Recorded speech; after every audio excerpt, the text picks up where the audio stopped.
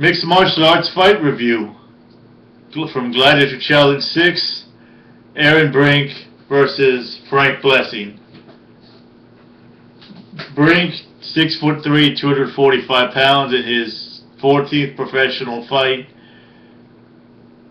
versus Blessing in his first professional match, 5'10", 300 pounds.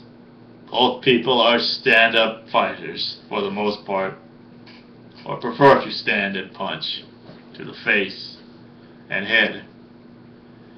They walk towards each other at the start of the match, and 5 seconds into it should have been the end.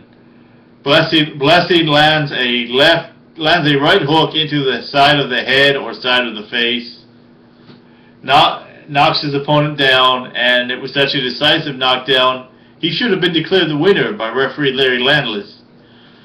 But that's not what happened. Not a 5-second TKO win, or KO win, however it would have been ruled. What happens is Aaron Brink pulls his opponent down, starts grounding and pounding him for a few seconds until the referee separates him. Once the referee separates him, the cornermen start arguing with each other, along with the fighters arguing with each other. So this is then restarted as an improv round 2. They approach each other the same way, stand almost the same way, just walk right towards each other quickly. The difference, though, the second time is Aaron Brink, he goes to a Muay Thai clinch, and that is landing knees to the body, knees to the midsection, and short uppercuts. And after 50 seconds of this Muay Thai work, Blessing falls forward into a face palm KO. Second time it is stopped. There's no restart because there's no controversy. And sadly, Aaron Brink, he wins. But, I mean, the record should officially have listed Frank Blessing as winning that by TKO from punch after 5 seconds. So, bad officiating there by Larry Landless. I know Gladiator Challenge 6, that main event here for that promotion, Gladiator Challenge, I know it was years ago, but I still watch that match today and it bothers me.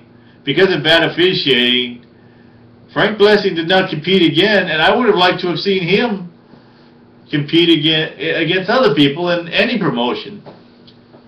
I mean, the groundwork would have been his downfall. Submission holds would have been something he seemed not to know about, being that in this match all he did was stand and strike.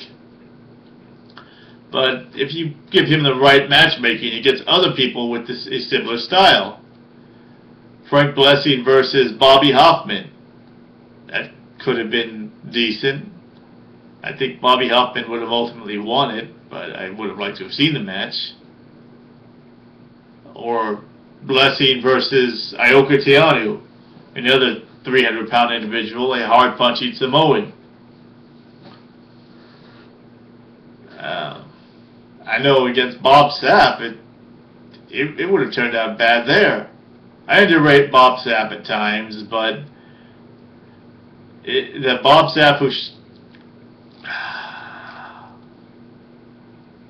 who showed up later on in his career, the one who would not try to fight back and would not even try to win, the Bob Sapp who just showed up for a paycheck, that's somebody who would have lost to Frank Blessing. Justin Eilers, he would have been happy to oblige in a stand-up only match. Wesley Cabbage Carrera, same thing.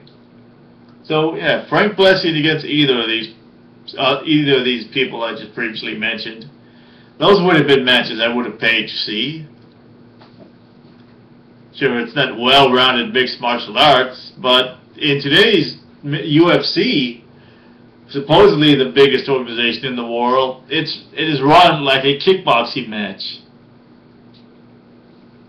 I fucking hate the UFC, and I barely even watch it nowadays. I miss the no-holds-barred style, when it was a real fight, You could stand as long as you want. You could go for submissions on the ground as long as you want.